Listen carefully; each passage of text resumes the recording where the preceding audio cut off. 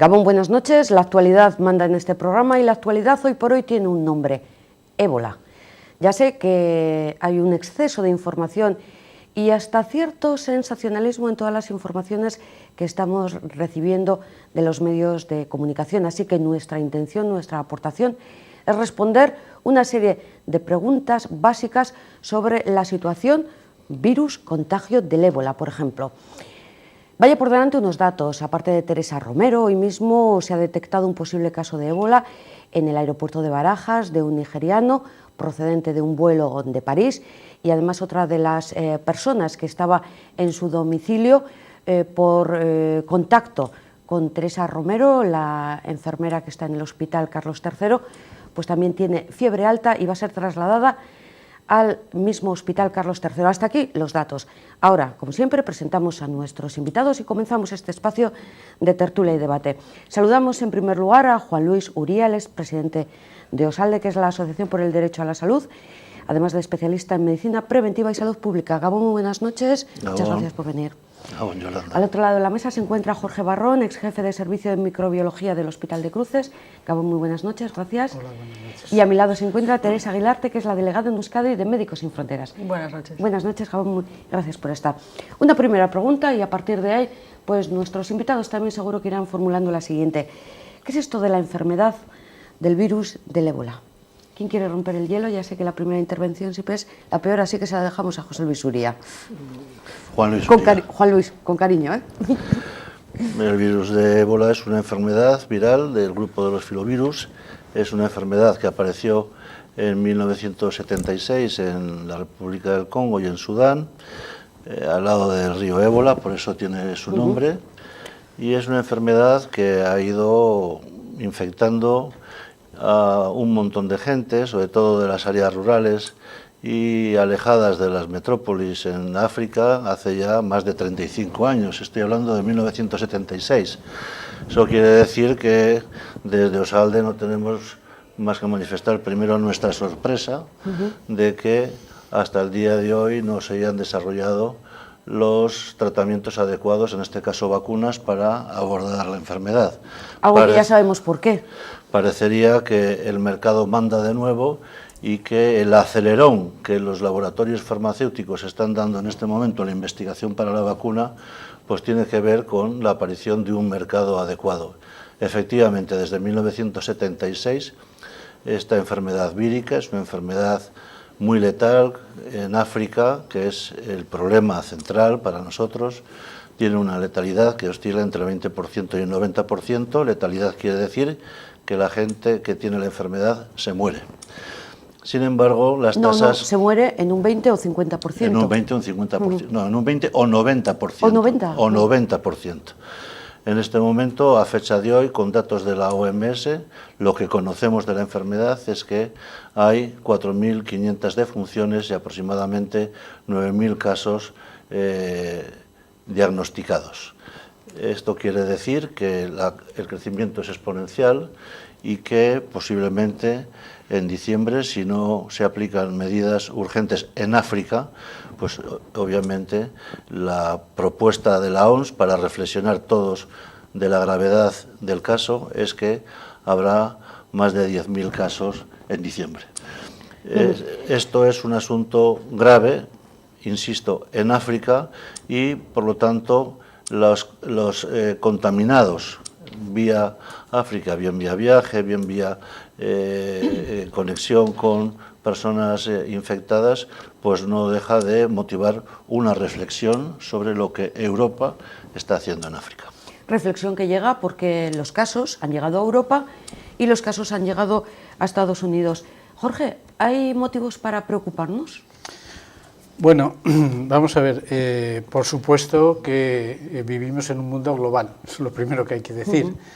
Lógicamente, lo que está ocurriendo en estos estados africanos es muy grave.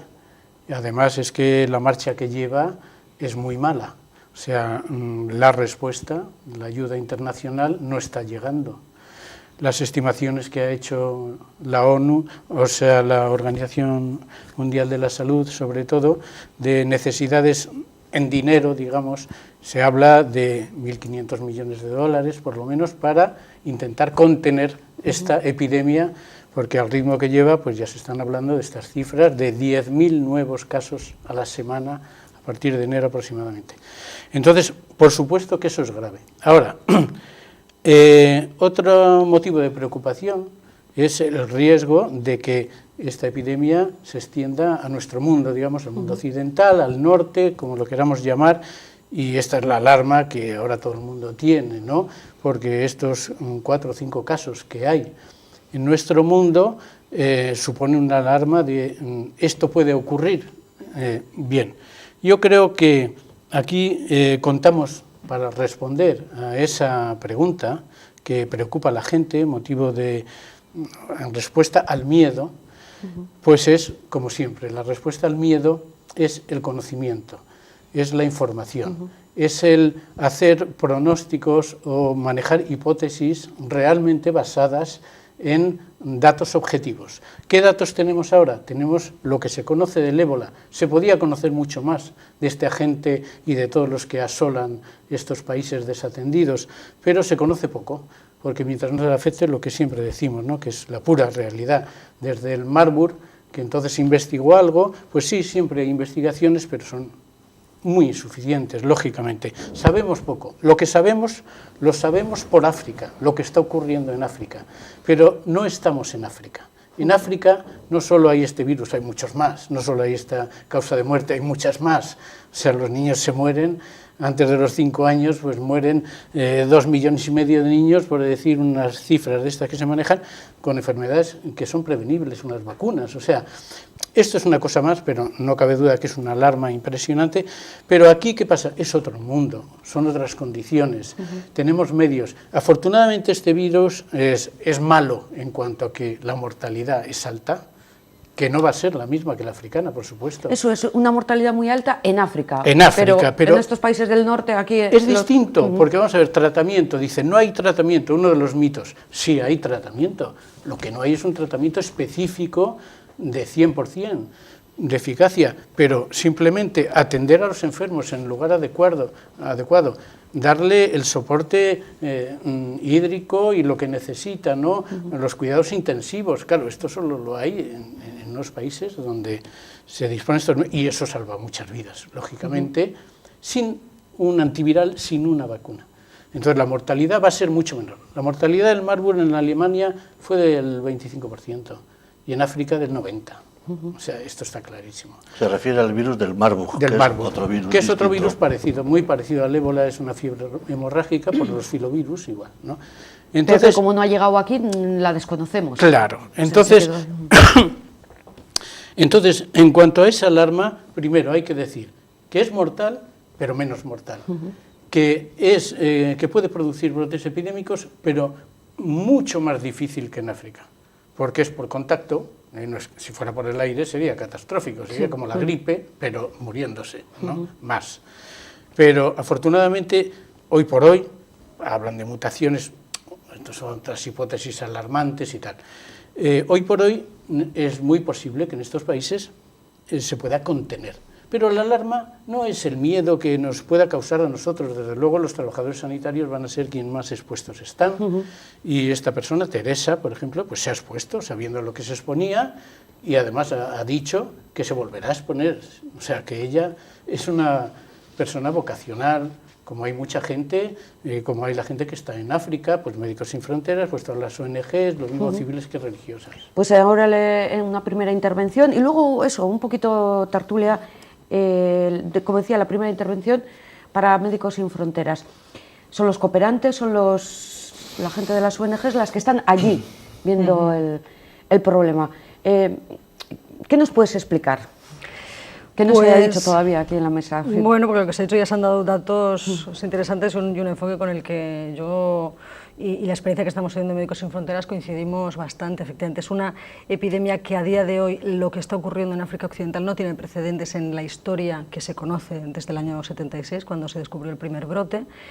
Este es el brote número 20, ha habido 19 pequeños brotes anteriores en Zaire, el antiguo Zaire, ahora Congo, Sudán del Sur, Uganda. Y hasta la fecha de este brote habían habido aproximadamente 500 personas oficialmente fallecidas de ébola en los 19 brotes anteriores. Aquí solamente estamos ya en bueno, más de 4.000. Es una situación que no tiene precedentes. Médicos Sin Fronteras, que estamos interviniendo desde el inicio, desde que en marzo se declaró la epidemia hace 7 meses, ya desde los primeros momentos lo comentamos, porque ha sido la primera vez en la que los casos iniciales ocurrieron en una zona fronteriza muy poblada, que hasta entonces eran siempre zonas, como decía Juan Luis, en zonas aisladas, selváticas y con poca probabilidad de contagios, porque había poca densidad de población y zonas muy aisladas a nivel de movimientos geográficos. Aquí ha sido una zona fronteriza y ya antes del final de marzo había los primeros casos confirmados en una gran capital africana, que es la primera vez en la historia, y así ha ido evolucionando, que era Guinea-Conakry. A partir de aquí, la situación ahora sigue siendo pues desastrosa. Están en estos 3 países, Guinea, Sierra Leona y Monrovia, y Liberia, fuera de control el tratamiento de la enfermedad, el número de casos. Estos datos que se manejan hoy por parte de la OMS, que ellos mismos lo confirman, son infrarregistros, es decir, no se tiene un dato exacto de cuántos son los casos, porque hay zonas en las que todavía no se ha llegado a dar atención y hay muchos casos que están fallecidos o contagios que no se están registrando, que no se llegan a detectar porque no llegan a las estructuras sanitarias, a los centros de atención. Y estamos en un escenario de epidemia desbocada allí, que si no se controla, si no se ponen medidas de manera urgente y de manera efectiva, y no solamente con fondos, que se necesitan muchísimos fondos porque son intervenciones muy caras, sino con recursos humanos y con equipamiento coordinado y liderado por la Organización Mundial de la Salud en primera instancia y por los gobiernos y los ministerios de salud de los países afectados, será difícil que esto a corto plazo termine. Y como decía, se habla de cifras de que de aquí a ahora, en septiembre la OMS daba el dato de que en 3 semanas se estaban duplicando los casos. A día de hoy está dando el dato de que en 2 semanas se están duplicando los casos, es decir, el crecimiento del pico de casos está siendo exponencial. Y bueno, esto nosotros como Médicos Sin Fronteras tenemos una grandísima preocupación.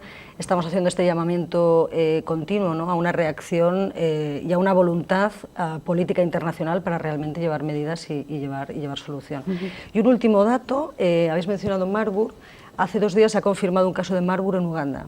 También hacía muchos años que no había epidemia de Marburg oficial, y hace 2 días en Uganda se ha declarado un caso y se están ahora tomando también unas primeras medidas de contención y de atención a la situación para ver cómo puede evolucionar. O sea, que lo que hoy hablamos del ébola, igual no dentro de poco podemos hablar de este otro. Esperemos que no, ese es un dato así que sabemos que ha sido confirmado, pero por ejemplo en Congo, hablamos de estos 3 países en África Occidental, pero en Congo ahora también hay un brote de ébola de menor dimensión, y en principio la información es que es una cepa vírica distinta, es decir, un brote que ha coincidido en el tiempo pero que no tiene que ver con el que está en estos 3 países, pero bueno, está ahí, ¿no? O sea, hay una situación grave. Yo respecto aquí, seguro que nuestros espectadores recordarán también cuando hablábamos de la gripe A, pero la diferencia, que son muchas también, para la gripe A había unas vacunas y había un tratamiento. El problema, Juan Luis, es que con el ébola ese tratamiento no es definitivo,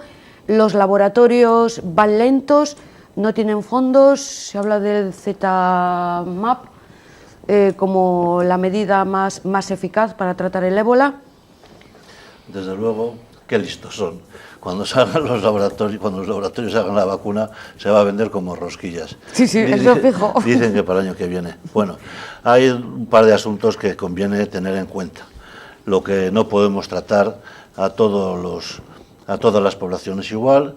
En medicina preventiva es fundamental hablar de alto riesgo, de bajo riesgo o de poblaciones vulnerables. Europa es una población de bajo riesgo respecto a la enfermedad del virus del ébola. Y África, y en concreto Sierra Leona, Guinea y Liberia, son zonas de alto riesgo. El personal sanitario somos gente de alto riesgo. Y la población general, en Euskadi, en España y en el conjunto de Europa, es una población de bajo riesgo respecto al contagio de la enfermedad. Recuerdo que la enfermedad, ya la gente, todo el mundo sabe ya estos datos, ¿no? Tiene un periodo de incubación entre 2 y 21 días y empieza súbitamente con los mismos asuntos que la gripe. Quiero decir, fiebre alta ni 38,6, ni 37,5, ni Han bajado ya 39,tal. la temperatura, el grado Fiebre de... alta, sí. han bajado los protocolos porque por los protocolos que son la sistemática de actividades con que abordamos la enfermedad varían de acuerdo con el conocimiento de la realidad que estamos teniendo, tanto la OMS como las distintas unidades de vigilancia epidemiológica o los comités de crisis que ya hay en este momento, tanto en Euskadi, en Madrid, como la unidad de enfermedades de la CDC europea. Bien, la aparición súbita de síntomas, fiebre, malestar, mialgias, altralgias, cefaleas, etcétera, o de tipo digestivo, van a ser la misma que la gripe, al comienzo. Luego, estos señores que están ahora pensando en hacer controles en los aeropuertos de la fiebre, ¿a cuánta gente van a hacer? Claro, nosotros lo que queremos recordar es que aparte de la sintomatología, que es la misma para la mayoría de las enfermedades gripales, porque los síntomas hemorrágicos, como bien dice Jorge, son posteriores. Y aviso de una cuestión, cuando no hay síntomas, no hay contagio ninguno, bajo ningún punto de vista, en general. Entonces, O sea, el momento del contagio, ¿cuál es? es cuando hay síntomas, entre 2 y 21 días, por eso están pensando... Pero síntomas, no el síntoma de la gripe. Fiebre, mialgia, ¿Cualquiera de problemas ellos? digestivos. Ese conjunto de sintomatología variada de una infección severa, ese conjunto de sintomatología, ¿cuándo desaparece? Por eso se dice que después de 40 y tantos días que se ha hablado en el caso de Teresa o en el caso de otros ciudadanos contagiados, pues sin síntomas es cuando hay que ya definir como casos sin enfermedad, como está pasando en Senegal o como va a pasar en Nigeria, que efectivamente, aunque ha habido casos en Nigeria y en Senegal, en concreto un caso en Senegal y que no ha muerto, pues efectivamente se están declarando ya zonas sin ébola. Lo que quería decir es que los síntomas más severos, los síntomas hemorrágicos y los problemas multifuncionales de los distintos órganos y aparatos son posteriores, que pueden durar aproximadamente hasta 10 días. ¿Qué es lo que hemos conocido de Teresa? Que parece que está superando, Que está superando, lo que es aunque el ha habido virus del afectación ébola. pulmonar, etcétera, Eso es, etcétera. pero tiene otras derivaciones, que es lo que ahora le están tratando. Es que ahora estamos aprendiendo muchísimo, no sé si viendo mal, pero de todas las consecuencias. Pero fíjate, con los del ébola. sistemas sanitarios tan complejos, tan tecnificados y tan buenos que tenemos en Europa, una infección viral como la gripe o como el ébola o como otras pone patas arriba todo el sistema, porque las medidas centrales son el aislamiento, son medidas preventivas. Es el aislamiento, es la cuarentena, es lavarse las manos, fíjate. Qué cosa más compleja. Sí. Es la higiene de los medios, es la higiene, la lejía. La lejía es el elemento central, como siempre, para descontaminar. Pero lo que todos nos preguntamos, si yo toco una barandilla que le ha tocado un contagiado de ébola, ¿automáticamente me contagio? No, lo que pasa es que se están hablando de unas hipótesis muy poco probables. Entonces, claro, eso está basado en una hipótesis muy simple, que es que cualquiera que pasa por aquí puede tener ébola. Y eso es una tontería como una casa. O sea, no va a pasar nadie por tu casa y tocar la barandilla, porque tiene el conjunto de circunstancias que se tienen que dar para que aparezca un caso de ébola, pues ya sabemos, ¿no? Decimos, ¿cuál es sospechoso de ébola? ¿Que tiene fiebre? Joder, pues entonces casi somos todos. ¿No? Sí, porque es que ahora viene la gripe y tal, entonces no. Un riesgo de claro, contagio, una proximidad exactamente, con alguien tiene que haber epidemiológico. todo epidemiología, el contexto hay que estudiar. O sea, pues si tú no vienes de África, no has estado en contacto con gente que ha venido, con personas enfermas, en fin, las circunstancias que definen el caso probable, porque la fiebre es sensibilidad, que llamamos los epidemiólogos, 100%, claro, para que no se te escape ni uno, pero así todo se te puede escapar. Sí. Pero vamos, ¿qué es? Pues fiebre, claro, fiebre. Ahora, una vez detectas que es con fiebre, tienes que investigar lo demás. Entonces cualquiera no va a infectar eso. Entonces siempre vas a comprobar una serie de circunstancias que limitan el peligro a una determinada circunstancia, un lugar, unas personas, un grupo.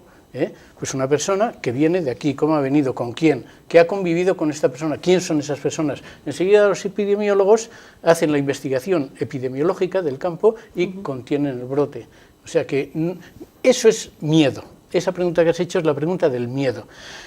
Eso es uno de los grandes peligros. Es que el miedo va a estar latente. Eso es. Entonces, hasta que, digamos, no haya un tratamiento o bajen los el casos miedo que en realidad no hay aquí, vamos. El miedo es un problema porque pregunta. es un arma política. Entonces lo usan los políticos para manipular. Pero eso no soluciona nada, porque la gente al final o tiene un miedo a todo o ya no cree nada, ¿no? Entonces, contra el miedo está el conocimiento, está la transparencia, está la información por la gente que sabe, en este caso, pues los técnicos, los sanitarios, los epidemiólogos, los médicos que están en ello. Pues aquí oímos las cosas que nos dice, por ejemplo, este médico que es el portavoz de la comisión, no me acuerdo ahora cómo se llama, pues este hombre, pues yo no me creo nada de lo que dice. Porque son declaraciones políticas y dice lo que le dicen que tiene que decir. Y le sin embargo, yo le entiendo. Un mensaje de tranquilidad, pues siempre médico, hay que dar mensajes claro, de tranquilidad. Exactamente, no hay que alarmar, pero con eso de alarmar no se informa y se trata a la gente como disminuidos, ¿verdad?, como ignorantes, como que no pueden entender. No, a la gente en una democracia hay que informarla, y la gente es madura y la gente lo entiende cuando se lo explicas y cuando tiene acceso a un conocimiento. Entonces, el miedo, un peligro, ese sí que es un peligro, y desde luego lo que decíamos, el peligro es la desigualdad, ese es el peligro. El peligro es mantener a esa gente con unos escasos medios sanitarios, sin infraestructuras y en el estado de desarrollo que se encuentran, y aumentando las desigualdades en lugar de disminuir. Entonces, eso es a lo que tenemos que tener miedo, porque al final los problemas de África van a ser nuestros problemas. Sí, pero alterando un poquito, perdona, ¿querías intervenir, Teresa? Bueno, era un poco apuntar también en esta dirección, ¿no? Que en África, por ejemplo, antes de esta crisis, en Sierra Leona había un médico para cada 50.000 habitantes. O sea, perdón, he dicho mal el dato, había 50 médicos para todo el país, que son unos 5 millones. Entonces, claro, llega una epidemia de esta envergadura que además, de hecho se llama, o le suelen llamar coloquialmente nuestros compañeros en terreno, que es la enfermedad de las buenas personas, porque normalmente quienes se infectan, que son quienes tienen mayor riesgo por mayor proximidad, son los sanitarios, que los primeros que los atienden, o los familiares o cuidadores. Entonces, en este contexto, en un sistema sanitario ya muy frágil, una epidemia que ataca directamente en primer lugar a aquellos que pueden sostener el sistema más o menos precario, bastante precario en nuestros países, pero que puede sostener que el sistema pueda atajar o pueda intervenir o pueda informar incluso, es lo primero que viene abajo, ¿no? Y en este caso son contextos donde el sistema sanitario se ha derrumbado y de hecho ahora, hablando de datos, ya hay más cifras de fallecidos y de personas que están muriendo no por ébola, sino por malaria, porque empieza el pico de malaria en estos contextos ahora, por partos que no se pueden atender porque no hay centros médicos donde se pueden atender, etcétera, etcétera, etcétera, ¿no? Con lo cual el sistema es una epidemia de pánico, una epidemia vírica, pero también una epidemia sociopolítica, económica y de seguridad y social en estos países que se vienen abajo con todo, ¿no? Eso es. Yo quería precisamente llamar la atención sobre lo que estás diciendo de la multicausalidad, porque hay otra cosa, la mala información se centra sobre un peligro, un enemigo. Ese enemigo es un virus que es muy malo, ¿no? Normalmente son las autoridades las que siempre definen el enemigo, quién es, para apoyar sus políticas. En este caso, el virus es uno más. Hombre, no cabe duda que condición sine qua non, pero el virus, como decíamos también antes, varía según las circunstancias. O sea, la enfermedad es multicausal y las causas que siempre se han obviado son las causas sociales, las causas económicas, las causas políticas, pero son tan importantes como, en el caso de las infecciosas, los agentes infecciosos. Por recapitular, la solución estaría en buscar precisamente la solución en África, que es donde está el foco, digamos. A corto y a largo plazo. A corto y largo Son plazo. dos soluciones. Ya se están poniendo de acuerdo, además, la mayoría de los gobernantes, los líderes de la Organización Mundial de la Salud, los líderes de las ONGs, muchos buenos epidemiólogos y epidemiólogas, porque en Vizcaya tenemos buenas epidemiólogas, se están poniendo de acuerdo en que la solución del problema viene por trabajar en África, por contener la infección en África, y eso es por abordar la erradicación también de la pobreza en África, la infravivienda, el transporte. Pero fíjate qué políticas distintas, ¿no? Leí esta mañana que mientras Estados Unidos y Gran Bretaña, por ejemplo, han decidido ya construir 2 hospitales en África para sanitarios europeos, no para africanos. Esto es sorprendente, pero han visto que el temor también afecta a los profesionales sanitarios para ir a África, y entonces han considerado los 2 gobiernos construir 2 hospitales allí mismo en África para no evacuarlos, que efectivamente los riesgos de contagio, como ya hemos visto, son mayores. Conforme se extienda exponencialmente, como bien dice Teresa, el virus del ébola y su capacidad de letalidad en África, la capacidad de contagiar a gente europea que vaya para allá o que venga para aquí no hay es mayor. eso es... Solamente China y Cuba van a construir 2 hospitales para tratar a enfermos de ébola para africanos. Entonces ahí se da un litigio curioso, ¿no? Cuba va a mandar 465 profesionales sanitarios, China, Alemania, Estados Unidos. Se trata de ver con qué estrategia abordar, con qué estrategia preventiva abordar el asunto, ¿no?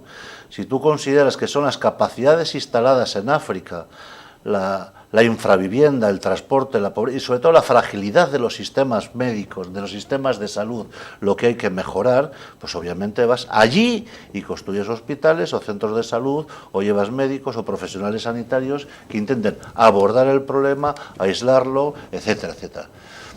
Pero si consideras que ese no es el problema, lo que haces es poner pues ejércitos en todas las fronteras, ¿no? ¿Para qué hablar de lo que vimos ayer en distintos canales de televisión de que quieren saltar la valla? Pero ¿cómo no van a saltar la valla? Pero si yo voy a coger el virus del ébola y vivo en Monrovia, pero ¿cómo no voy a saltar la valla? Salto a la valla y lo que haga falta, porque aquí no tengo ni empleo ni vivienda y además me muero de ébola. Por lo tanto, opones el ejército. En la frontera entre África y Europa, y blindas y pones misiles, etcétera, o pones personal sanitario y trabajas por el desarrollo de pueblos que han sido expoliados, porque la maldición de África no es que sea pobre, es que es rica. Es de donde sacamos el oro, los hablábamos diamantes, antes del tema de la colonización y el coltán, descolonización, el wolfranio, etcétera. Nuestra electricidad es del uranio de África, del gas, de Argelia, del wolframio, del coltán, del wolfranio. Esa es la maldición de África, que es rica, y porque es rica se le expolia. Entonces, esto hay que dejarlo claro. Dice, ¿cuáles son las causas del ébola? Dice, las causas del ébola es el subdesarrollo y la pobreza. Y además, tú puedes hacer eso en los aeropuertos europeos y de Estados Unidos lo que quieras. Además, tú puedes hacer lo que quieras para garantizar la cuarentena, el aislamiento, el flujo de sanitarios y de pacientes que atienden a pacientes en Madrid o en Bilbao. Todo eso es muy bueno, hay técnicos, yo creo que en el País Vasco estamos teniendo medidas muy adecuadas y información... ¿Puede aparecer un caso de ébola en breve en Euskadi? Si viene una persona que ha estado en África y que se ha contagiado, puede aparecer. ¿Cómo no va a poder aparecer? ¿Están nuestros hospitales preparados? Y hablo, por ejemplo, del Hospital de Cruces, que Jorge lo conoce bien. Los 2 hospitales de referencia que tenemos son el Hospital de Donostia y el Hospital de Basurto. Y los 2 hospitales en este momento están perfectamente preparados en sus estructuras, infraestructuras profesionales para abordar cualquier caso de sospecha. Ya ha habido 3 casos de sospecha, como bien sabéis. Sí. Han sido pues gente que ha vuelto a sus países con su paludismo que se ha traído, ha sido malaria, etcétera, que es lo normal. La malaria y la gripe, que es lo normal entre población inmigrante y entre población vasca. Bien, pero es que tengo que hacer otra pregunta. ¿Actuaron correctamente en traer a España a los 2 misioneros? Claro, eso es otro asunto, ¿no? Ahí yo creo que, vamos, que ya lo hemos leído todo sobre eso. Desde luego fue precipitado, la decisión, no intervino quien tenía que haber intervenido, o sea, fue, vamos, eso yo creo que hay bastante acuerdo, menos los responsables de aquella acción. Sí, somos muy buenos, somos muy humanitarios, pero no lo preparamos adecuadamente. Exactamente. ¿No? No hubo la preparación adecuada ni se hizo por la gente que tenían que haber consultado. Realmente se ha hecho con una falta absoluta de transparencia. O sea, no sabemos qué papel ha jugado ahí, pues claro, sabe el que no le han llamado, el que no le han consultado, pero no sabemos ni siquiera qué papel ha jugado allí pues los epidemiólogos, el centro Carlos III, que por cierto está en fase de desmantelamiento, porque el Hospital Carlos III, que tenía un prestigio desde 1920 en que se creó para enfermedades infecciosas y donde se ha formado ahí gente muy prestigiosa internacionalmente, se está desmantelando. Actualmente está ya destinado a un centro de media y larga estancia y ha salido el concurso, o sea que no pueden decir, eso era un centro de enfermedades infecciosas. No tenemos a escala estatal un centro de verdad, como no se llama Majadahonda, pero un verdadero centro preparado para todo esto, y debíamos de tener varios Pero Uría, por ejemplo, dice que el hospital de Basurto, has dicho, el de Donosti, están preparados. Sí, hombre, porque las unidades que están asignadas para abordar casos sospechosos de ébola están perfectamente diseñadas para ello. Quiero decir, están aisladas, están los trajes apropiados, el personal sanitario tiene la formación adecuada para el abordaje del tema, etcétera, etcétera. Quiero decir que tú puedes desmantelar un hospital y hacer una gestión desastrosa del sistema sanitario como en Madrid, o Osakidecha, que no ha habido tal desmantelamiento, y al revés, funciona relativamente bien, por lo menos si nos comparamos. Sí, no, eso es otro caso. Sí, no, yo iba a comentar respecto al tema de las evacuaciones, ¿no? Nosotros, o sea, exactamente cómo han sido estos dos casos que han habido hasta ahora y demás, nosotros no tenemos datos, no conocemos, no tenemos criterio específico, pero el concepto en sí de como Estados, también lo ha hecho Francia, lo ha hecho Estados Unidos, garantizar a su personal nacional la posibilidad de, en caso de enfermedad, poder tener una situación médica óptima cerca de tu familia y que ahí puedas tener opciones a recuperarte, pensamos que es importante. Evidentemente, la gestión de estos procedimientos tiene que ser óptima, ¿no? Y ahí es donde pueden haber a lo mejor cuestiones y demás, pero la discusión de evacuaciones sí o no, habrá que ver cómo evoluciona la cuestión, ¿no? Pero yo creo que debería ser algo más humanitario y algo que un sistema suficientemente solvente y con capacidades como los sistemas que tenemos en España o en Europa deberían poderlo Pero Teresa, asegurar. te pongo un caso concreto, un cooperante, uno de Médicos Sin Fronteras, que puede contagiarse en su trabajo y que quiere volver. ¿Cómo actuaríais? Nosotros ya hemos tenido un caso, nosotros de todos tenemos casi 3.000 y pico de personal trabajando en la zona y hemos atendido más de 4.000 casos. Han habido, por ejemplo, casos de 2 internacionales, que es la primera vez en la historia también de las respuestas de epidemia de Médicos Sin Fronteras de ébola que se han contagiado, y ambos casos han sido repatriados a su país de origen con el acuerdo de su país de origen. Uno ha sido en Noruega y otro ha sido en Francia. Afortunadamente la compañera que está en Francia se está recuperando y el cooperante noruego está ahora en ese proceso. Nosotros confiamos que si hubiera un expatriado cooperante español que lamentablemente fuera enfermo, tuviera la oportunidad, si él lo decide así y su familia, poder ser tratado lo más cerca de su familia, ¿no? Y confiamos también en la generosidad y en el entendimiento ético, ¿no?, de la sociedad en este sentido, en este tipo de necesidades. Son personas que dejan todo y van a asumir unos riesgos muy altos para, no solo porque trabajar esta situación en África no como táctica que nos protege y nos va a proteger en Europa, que también lo es, sino por una solidaridad y por atender una situación muy desesperada ahora, ¿no? Hasta ahora no hemos tenido el caso de ningún nacional español y veremos, ¿no?, si ocurre cómo están las cosas. Entonces ya vamos a la siguiente fase. Llega aquí, se pone en marcha todo el protocolo, el personal, lo habéis dicho muy bien, el personal sanitario es de alto riesgo. Y ahí es cuando, por ejemplo, aplicando el caso de Teresa, algo ha fallado. No sé si ha fallado el traje o ha fallado el quitarse el mismo y ya hubo un contagio. Hombre, tampoco está exactamente claro. Saber lo que ha fallado es muy difícil saberlo. Pero puede pasar, no ¿no? cabe duda, claro que puede pasar. No cabe duda de que ese personal estaba escasamente formado. Y eso lo han dicho los que saben, los que lo están haciendo. Todo ese procedimiento... Bueno, nosotros del caso concreto... No, este sabemos, caso concreto eso no lo sabe nadie, porque cuando se dice, no, se está investigando, hombre, vamos a ver, ¿qué quieres saber? La causa exacta de por qué, eso es imposible, vamos, eso es una tontería. La investigación epidemiológica no tiene nada que ver con eso.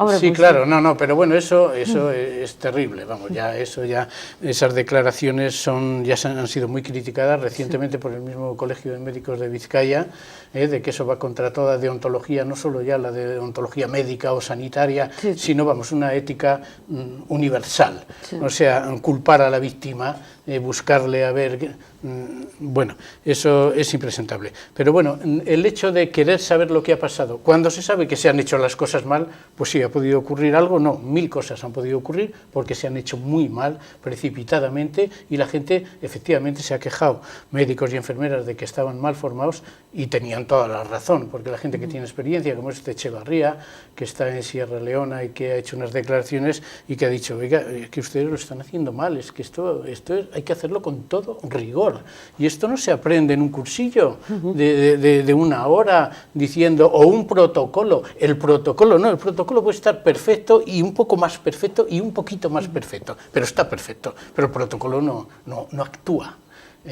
La gente tiene que adquirir hábitos, son conductas, es lo más difícil que hay. No cambia sus conductas una persona de hoy a mañana por muchas lecciones que le den. Tiene que estar vigilada, tiene que estar continuamente, no toques eso, haz eso, ahora lo otro, auxiliada, así lo hacen en todas partes. Si no, se cometen 1000 errores y además no te das cuenta. Por mucho que te pregunten, ¿y qué has hecho? Pues no sé, yo he hecho el protocolo. Vamos a ver, es que no sabes lo que haces, ni con las manos, ni si te has tocado, ni... No tienes el hábito. Entonces se ha hecho mal. Se tienen que vestir y desvestir en condiciones, a ser posible en unas condiciones de aislamiento, como están definidas estas instalaciones, pero bueno, incluso cuando no se puede, en África se hace de muchas maneras, pero la conducta es lo más importante, porque hay gente que cree que el aislamiento es poner una pared de 2 metros. No, el aislamiento es una conducta, son conductas, es hacer esto, no hacer lo otro. Y eso es muy difícil, hay que adquirir el conocimiento, la experiencia, los hábitos y demás. Y eso cuesta trabajo. Eso es lo que se ha hecho mal y eso es lo que ya se está haciendo mejor porque estamos aprendiendo rápidamente. No vamos a caer en los mismos errores, por eso no es lo mismo en Madrid que en Bilbao. Por ejemplo. Teresa creo que quería intervenir y luego Uría. Sí, no, en este sentido es cierto que el riesgo cero no existe, ni en los protocolos ni en la vida, en general, y en el ébola tampoco.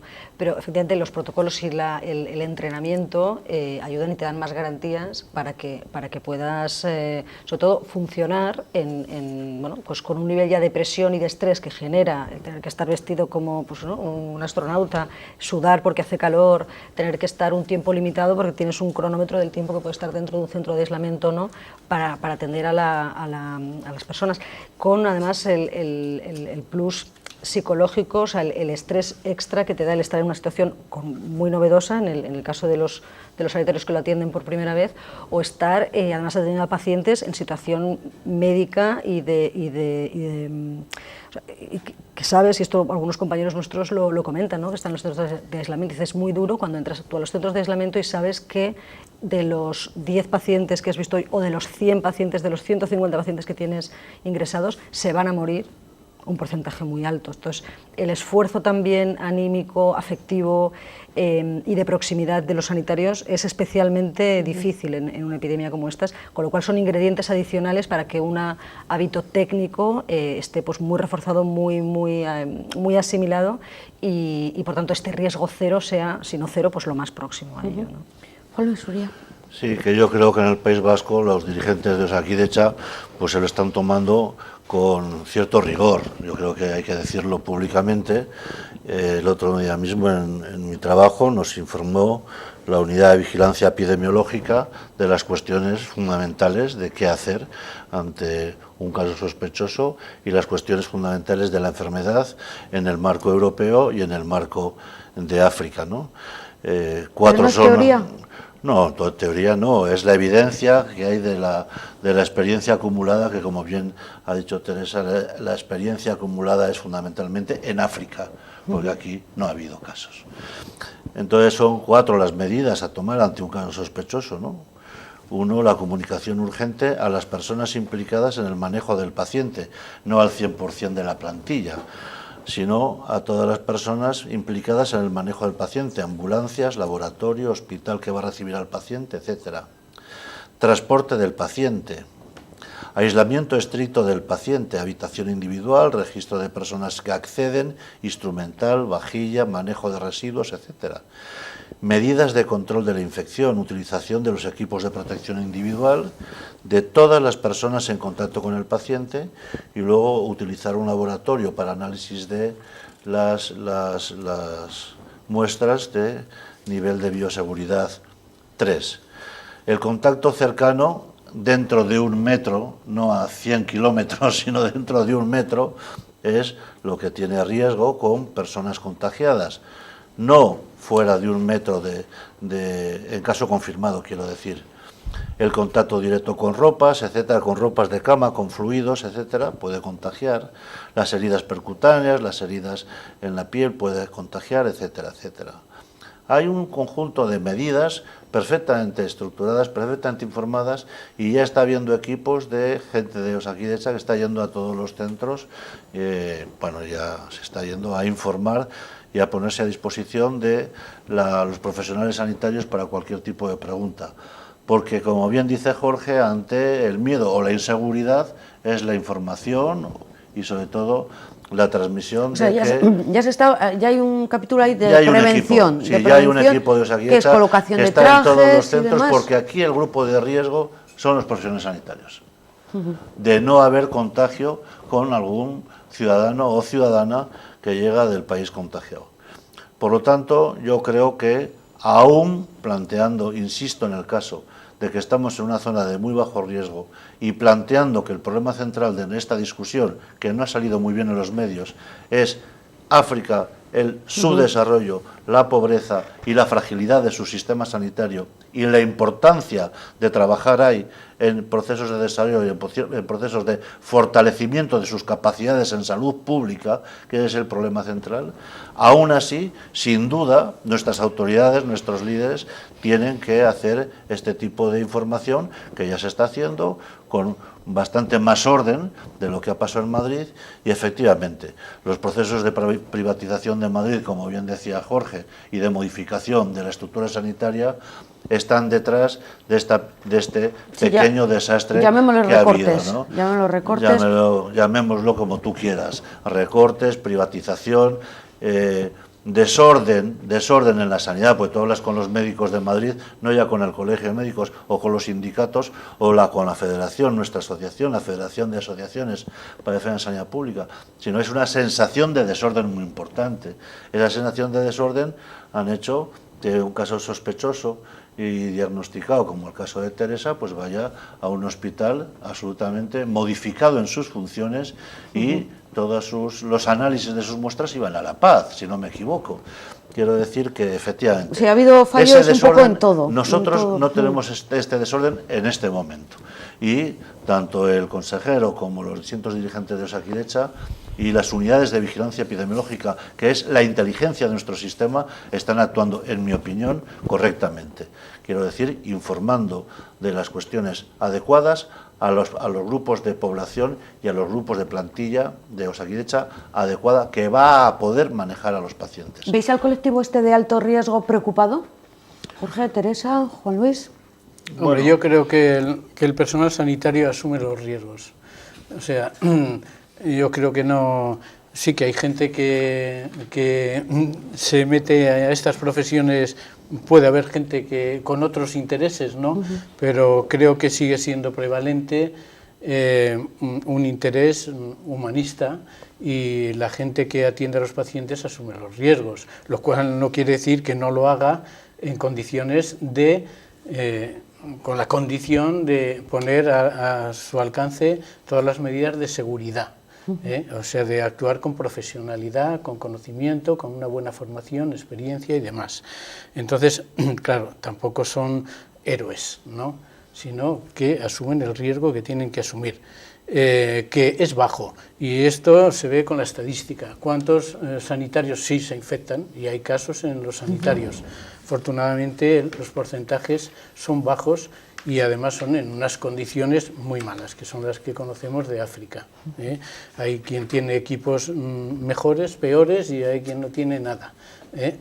Y así todo, pues son unas cifras que, claro, son importantes, pero son en torno al 5%, que en las circunstancias de esta enfermedad, con alta mortalidad en ese medio, pues hombre, son relativamente bajas.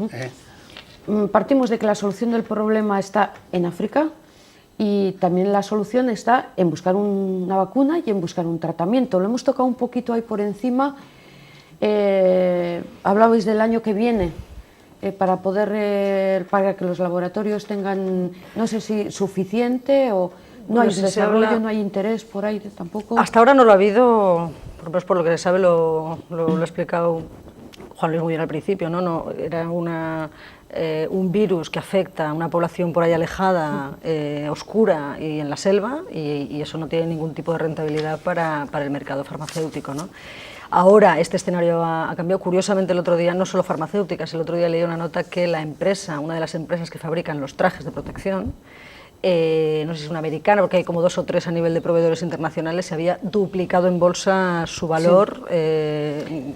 Que no solamente hablamos de vacunas, sino todo aquello que puede ser rentable. Impacto económico. Impacto económico. Pero bueno, que está bien, quiero decir que es razonable que una empresa que investiga, que invierte en investigación, en tiempo, una farmacéutica, lo haga porque tenga una rentabilidad y porque al final todos tienen que vivir, pero no con usura, y sí pensando en un bien para las personas más vulnerables, y para un acceso a salud pública que garantice al menos la supervivencia, ¿no?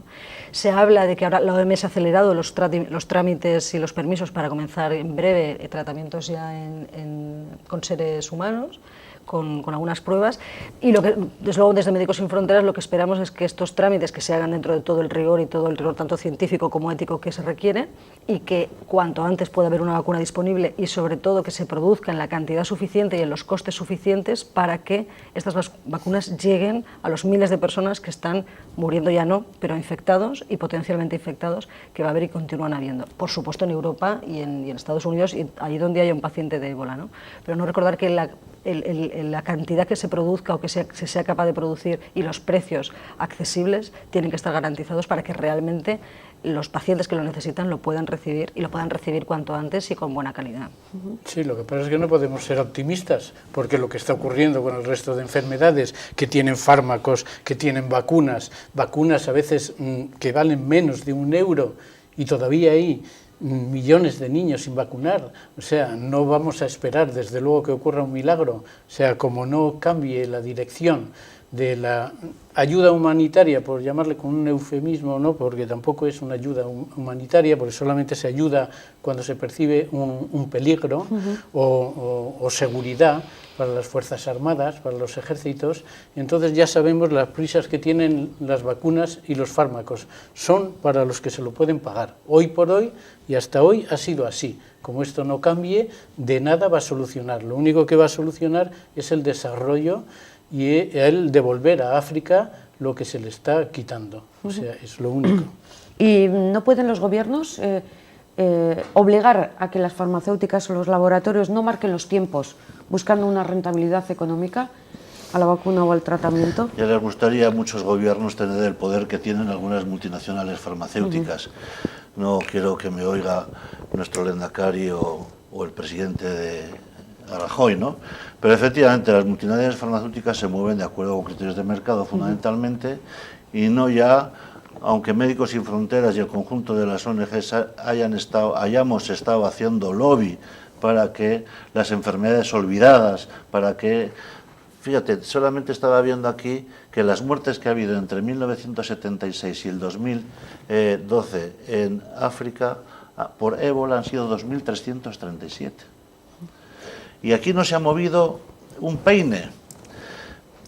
Yo tengo algunas dudas. La vacuna saldrá a la calle y esperemos que vayan a las poblaciones que tienen que ir, a las poblaciones de riesgo, no a la población africana. Y vamos a la a ser sinceros, las vacunas van a llegar aquí, van a llegar a los países desarrollados. Todas las fases de los ensayos clínicos que le da evidencia científica de efectividad, de eficacia y de eficiencia a una vacuna. Tengo algunas dudas por la urgencia, quiero decir, la OMS ha declarado que esto es una urgencia de salud pública mundial, el número de casos es exponencial y se va a disparar, se está disparando ya en esos 3 países, esperemos que no afecte a países de alrededor. Por lo tanto, la vacuna, que si no es para marzo, será para un mes más tarde, saldrá a la calle y esperemos que llegue a donde tenga que llegar y que sea accesible a los que tienen que intentar evitar el contagio. Hay que reconocer que eso suena a utopía. Bueno, eso es lo que se debe hacer, porque sí. aquí a partir de ahí, ¿qué es lo que va a pasar? O producimos con criterios de necesidad o producimos con criterios de mercado. Si tú quieres que haya ébola en Europa, no vacunes en África. Esta es la pregunta, no vacunes en África. Y pon un muro no como el de Palestina, o pon un muro muy grande y pon tanques allí, porque si no va a haber casos contagiosos en África, en Dallas, en Estados Unidos y donde tú quieras. Pero tú sabes que la ministra, o como sé yo, o cualquiera de los que nos esté viendo, que la ministra o el consejero, el de allí, el de Madrid o el de aquí, lo primero que va a decir es, no, a mí dame el número suficiente de tratamientos, de vacunas, para solventar o tener en cartera para los casos que me puedan aparecer aquí. Y eso es la realidad, Uría. Mira, los dirigentes políticos, cualquiera que sea su color, y yo creo que aquí está habiendo una actitud más correcta y más honrada que en otros sitios, van a intentar gestionar el miedo que hay en la población de la forma más inteligente posible. Cuando el virus de la gripe, aquí parecía en las comunidades autónomas para lo de la vacuna, y el Tamiflu, ¿te acuerdas de todo aquello? Aquí, el Tamiflu. Tonto el último, en la compra de mascarillas. ¿Sabes cuántas mascarillas han sobrado de aquel fenómeno de la gripe? ¿Y vacunas? Millones. Decenas de miles, centenares de miles de mascarillas. Ahora fíjate que los munipas de Baracaldo, por ejemplo, empiezan a pedir trajes de protección. O los munipas de Portugalete, o los bomberos, o los trabajadores sociales, o sí, que empiezan a pedir a la gente trajes de protección. Sí. No es que hayan duplicado en bolsa ya los que venden trajes de protección, sino esto va a ser un pequeño desastre. Tendrán y deben tener en este momento trajes de protección las personas que van a estar con pacientes en riesgo de contagio. O sea, cuando ya haya una llamada y atención, posible caso de Pero es que me veo que los bomberos, la Archaña, los munipas, los otros, quiero decir, hermanos nuestros todos, pero que todo el mundo, porque el miedo es libre. Entonces, yo a los políticos, a nuestros líderes maravillosos, yo lo que les pido es que gestionen el miedo en la población que se ha generado mediáticamente de forma inteligente. Pero que esto no sea una carrera de obstáculos a ver quién es el primero que compra la vacuna para legitimarse políticamente. Este es el problema, Yolanda, no es otro. Entonces, habrá vacuna más pronto que tarde, probablemente no acaben todos los ensayos clínicos que están en los protocolos de cualquier proceso de investigación de vacunas, de elaboración de vacunas. Se vacunará a las poblaciones y a los profesionales que tienen que tener esa vacuna para evitar los contagios y sobre todo que llegue a África. Sí, yo creo que bueno, posiblemente es una idea que hay que seguir explicando y argumentando y concienciando.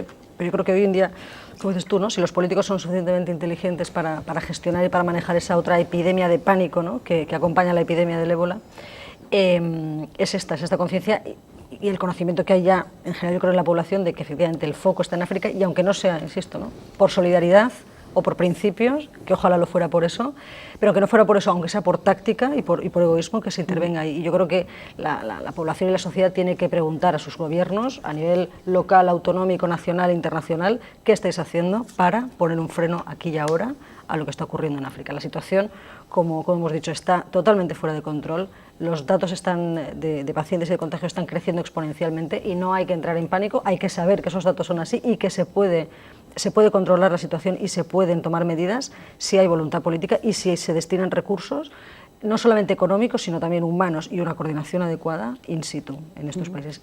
Aunque se está llegando tarde, pero esa es la solución. Y si la población y los ciudadanos pedimos y exigimos también a nuestros políticos y a nuestros representantes, evidentemente que tomen las medidas y que aseguren los mejores protocolos y las medidas adecuadas y suficientes para los equipos que están en riesgo aquí, que tienen que gestionar situaciones o posibles contagios que pudieran haber aquí, que lo tengan, pero sobre todo que respondan in situ, que respondan en África, porque eso es lo que evitará que no tengan, como dice Juan Luis, que crear unos muros con tanques y con drones incluidos, porque no habrá quien ponga puertas al viento. Sí.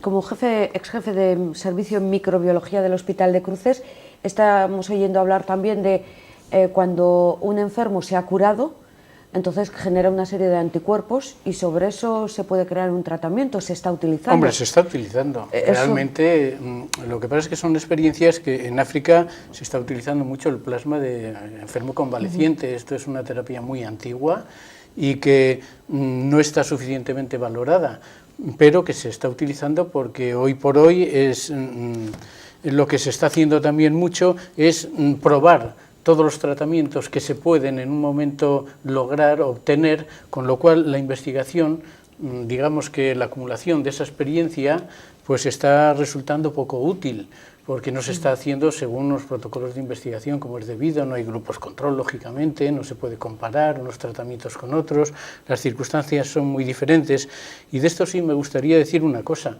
que la investigación le debe mucho a África y a todos los países empobrecidos, ¿no?, por llamarles de alguna manera. ¿Por qué? Porque se hace en sus carnes mucha de la investigación. Los ensayos clínicos que requieren, lógicamente, es exponer a personas a riesgos para probar medicamentos. Con mucha frecuencia se hace en estos países donde hay mucha más tolerancia, hay corrupción, hay menos información y se engaña muchas veces a la gente. O sea que queremos decir que lo que aporta la investigación en estos países es mucho y lo que recibe es nada. No son beneficiarios de los resultados de esas investigaciones. Cuando las cosas salen bien, de esas investigaciones que ponen sus vidas en riesgo, como hemos visto en esta novela de John le Carré, que está bastante real, y eso lo sabemos todos los que trabajamos ahí, cuando surgen beneficios, son para la del jardín de... ¿cómo es? Jardinero Infierno. Se hizo una película también. Esto es cierto, los beneficios son para los ricos, pero los errores, las víctimas de esa investigación que se someten, eso primero ni se publica siquiera. Los daños un campo colaterales. experimental. Y eso es lo que pasa en los pobres. Yo tengo aquí encima de la mesa, precisamente, yo no sé, seguramente la cámara va a poder... ¿Podéis explicar un poquito? Esto es una actuación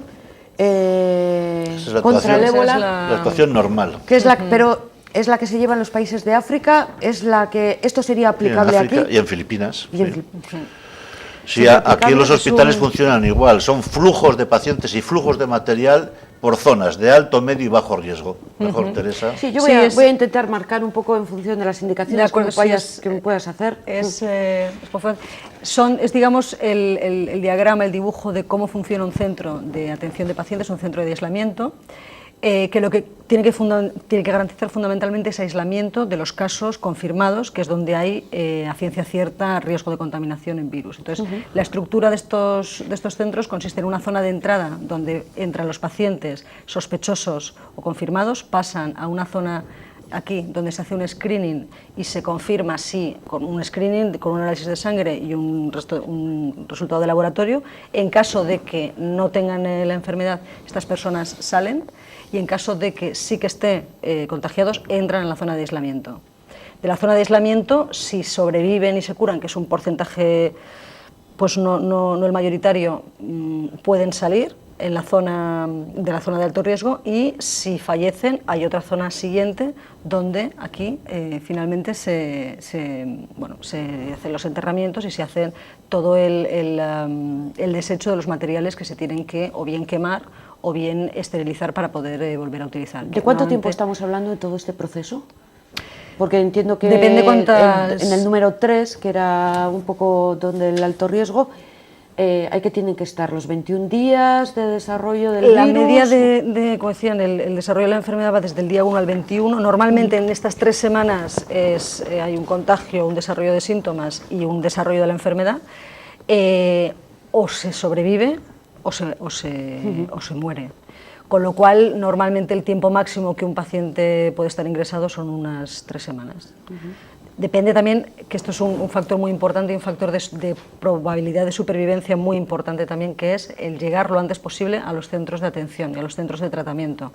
Cuanto antes llega un paciente, menos tiempo ha estado desarrollando el virus sin tener ninguna atención. Por lo tanto, estas medidas paliativas o de apoyo con hidratación, con tratamiento de enfermedades secundarias, como pueden ser malarias o diarreas o otro tipo de infecciones, se pueden tratar lo antes posible y el paciente tiene más probabilidades de sobrevivir que si llega cuando lleva ya 2 semanas enfermo, ¿no? Ya en el último apartado del programa, ¿esto es aplicable aquí o simplemente esto es un desarrollo que se puede hacer simplemente en África? No, esto es un modo de trabajo de una unidad infecciosa, quiero decir, de alto riesgo, de bajo riesgo y de eliminación de residuos y, en todo caso, del manejo post-mortem del paciente. O sea, esto podría ser un dibujo de un hospital, de una planta Sí, de un hospital, fácilmente. A nivel estructural, en este momento, Basurto, el hospital de Donostia, tiene unidades exactamente como esas. Vale. Médicos Sin Fronteras lo monta en el campo, lo monta todas las estructuras en el campo, construye unidades para abordar el paciente de los distintos riesgos, de distinto nivel de sospecha, de distinto nivel de sintomatología, y en el hospital de Basurto, con la tecnología y con las unidades de aislamiento, se hacen los flujos de igual manera. Quiero decir, aquí no se inventa la pólvora, esto, como lavarse las manos No, lo o digo la higiene... porque allí llevan años trabajando el tema del ébola y aquí no. Pero hay un principio básico que es cuando un sanitario, por ejemplo, entra en una zona para atender, por ejemplo, el seguimiento de un paciente que está confirmado, primero entra en la zona donde se viste y se aísla, luego entra en la zona de sospechosos, si tienen sospechosos que están pendientes de confirmar o no, es decir, pero que tienen que estar en una zona de aislamiento por si acaso, y luego entra en la zona de confirmados.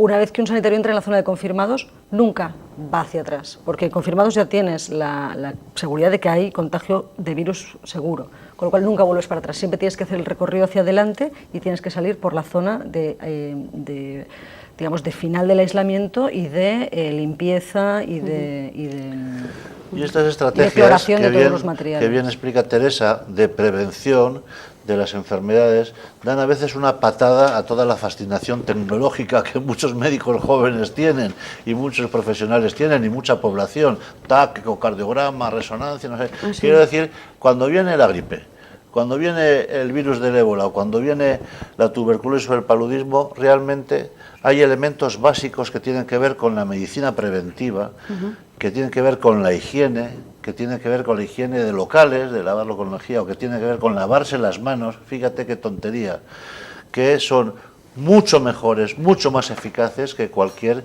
tecnología que a veces no debemos abandonar esos remedios de toda la vida, no da ningún valor añadido. Sin embargo, como también ha comentado Jorge, si tenemos estructuras y unidades, por ejemplo intensivos o por ejemplo las capacidades de hidratación o las capacidades de transfusión sanguínea, obviamente más elaboradas porque son sistemas más fortalecidos los de Europa y sobre todo el Servicio Vasco de Salud que los de África, que son servicios muy frágiles, muy descapitalizados, sin presupuesto, sin plantilla y sin tecnología adecuada. No la gran tecnología que nos fascina, sino la tecnología adecuada para abordar este tipo de casos bajo el punto de vista de la prevención y en todo caso también de la promoción, ¿no? De la promoción.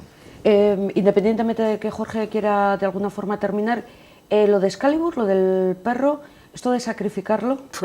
Bueno, pues yo creo que también ha sido una decisión un poco fundamentada, porque no, que yo sepa, por lo que me he tratado de informar, no se van matando perros por ningún sitio. Es una enfermedad que en África está relacionada con ciertos animales, pero no con los perros. Con los monos se ha transmitido a cerdos, uno de las variedades y demás, pero con los perros que hay en África por todas partes, domésticos y asilvestrados, pues nadie va matando perros. Se ha comprobado que hay perros seropositivos en algunas circunstancias, pero nadie ha demostrado ni ha sospechado que haya una transmisión o que actúen como pueden actuar los chimpancés, los gorilas o los macacos en determinadas cepas y lugares. Luego ha sido algo precipitado, podían haberlo tenido en cuarentena y haber tenido un poquito de atención, porque ese era un miembro de la familia de una persona que estaba en una situación muy grave. Lo que comentábamos antes también, por un poquito de humanidad, eso, no sé, la misma pregunta ya para finalizar. El último mensaje que nos dieron a nosotros la Unidad de Vigilancia Epidemiológica en Vizcaya es que ante cualquier caso sospechoso que se llame al 112. Esta es la actitud de todos los presentadores de Tele7, de todos los... O sea, llamo al 112 y ¿qué cualquier les caso cuento? sospechoso hay que, de forma urgente, porque como bien ha comentado Teresa y Jorge, es la detección precoz de síntomas y del análisis del antecedente epidemiológico lo que nos aproxima al buen pronóstico, como parece y queremos tiene Teresa en este momento. Buen pronóstico a pesar de sus lesiones funcionales, por ejemplo. Si me permite, se nota una cierta ironía al decirlo del 112.